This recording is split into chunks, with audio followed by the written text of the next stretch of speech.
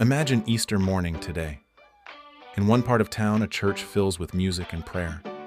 Across the street, kids race through the grass hunting for plastic eggs. A few blocks away, store shelves glow with chocolate bunnies and pastel candy.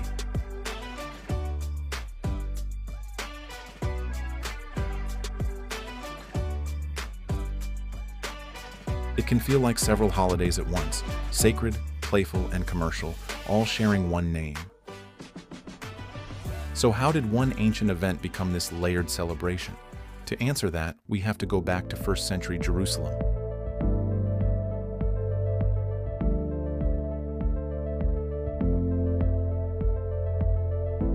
Jerusalem stood under Roman rule, tense and deeply religious. Many Jewish people hoped God would send a deliverer. Among them were the followers of Jesus, a teacher whose message stirred enormous hope. They believed he was the Messiah. Then came the shock. Under Pontius Pilate, Jesus was arrested and crucified. For his followers, it felt like the end of everything.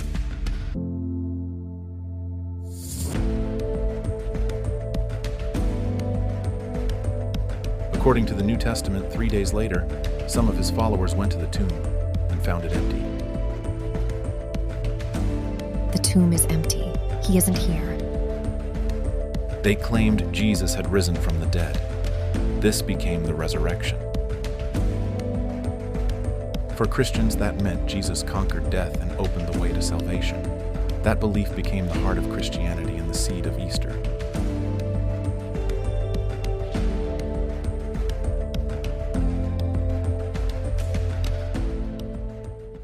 At first, there was no official holiday called Easter.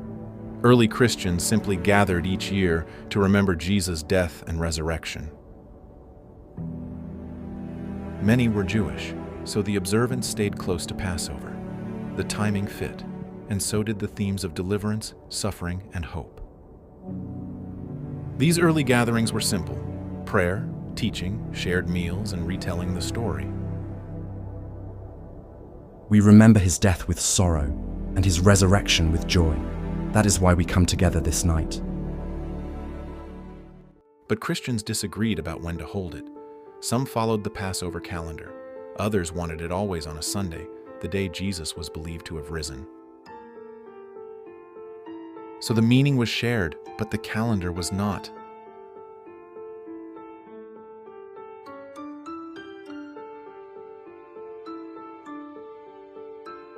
As Christianity spread across the Roman Empire, that difference mattered more.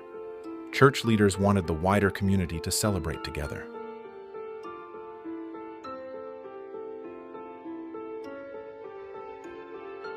By the 4th century, Christianity had become far more organized, and a common calendar mattered.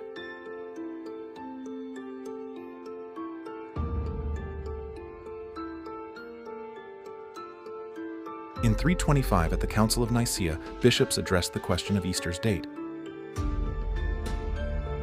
We need one date for all the churches, from one end of the empire to the other. The decision was to celebrate Easter on the first Sunday after the first full moon following the spring equinox. That is why the date moves each year. Around the same time, the season before Easter grew more structured. Fasting developed into Lent, and the days before Easter took shape as worship leading to Resurrection Sunday. At this stage, Easter was still mainly a religious observance centered on prayer and the risen Christ.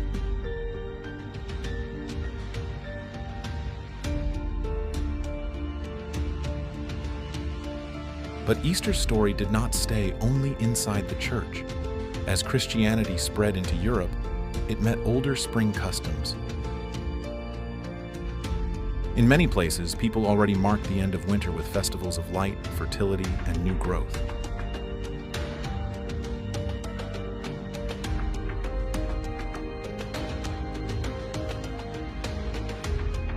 One figure often linked to this season is Eostre, or Ostara.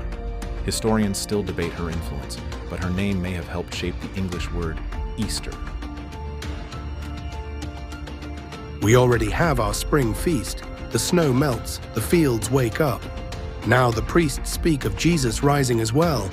It all comes together in this season. Rather than erase every local custom, church leaders often reinterpreted them. Spring imagery could now point toward resurrection and renewal.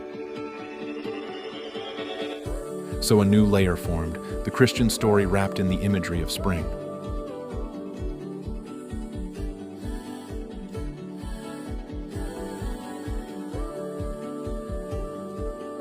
From that blend came one of Easter's oldest symbols, the egg. Eggs had long represented new life, and for Christians they also fit the message of rebirth. During Lent, many people avoided eggs. By Easter, households often had plenty saved up.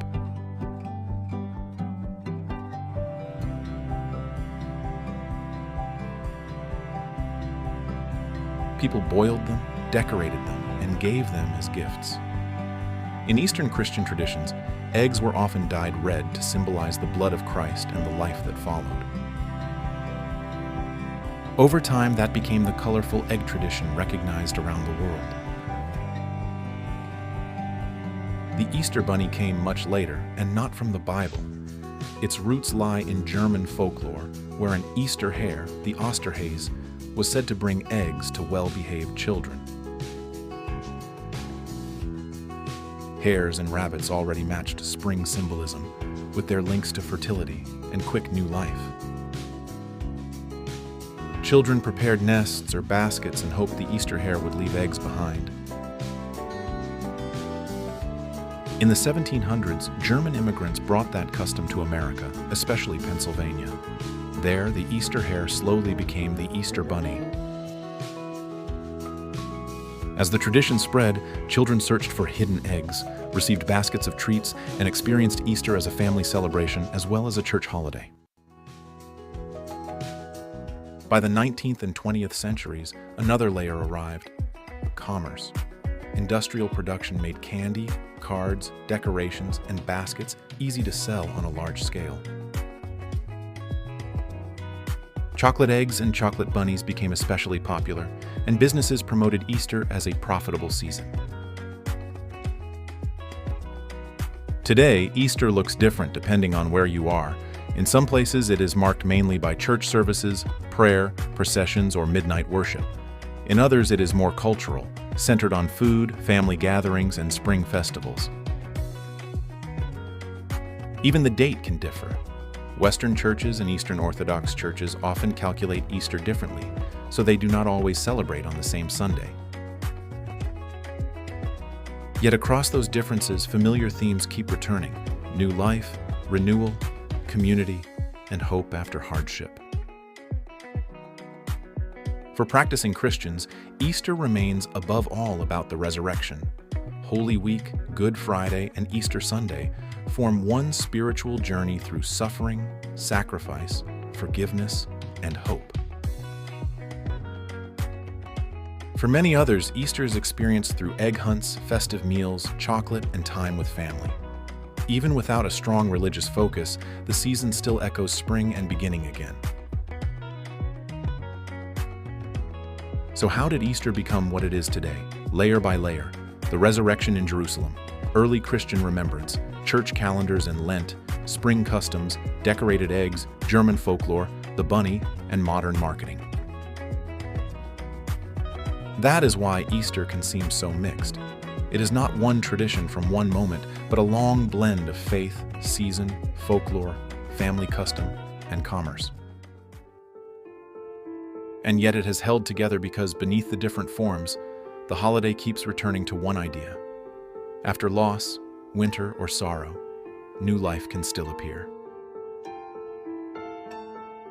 So when you see the church service, the dyed eggs, the bunny, and the candy sharing the same day, you are seeing centuries of history layered together, all circling the same hope: renewal after something hard. However you mark it, Easter's long history points in the same direction. After darkness, hope can return, and after a hard season, life can begin again. In that way, Easter is less a single day and more a story people keep retelling, through worship, through family traditions, and even through the symbols on a candy wrapper. From ancient Jerusalem to crowded stores and quiet backyards today, the journey of Easter shows how one idea, new life after loss, can travel across languages, cultures, and centuries and still feel personal.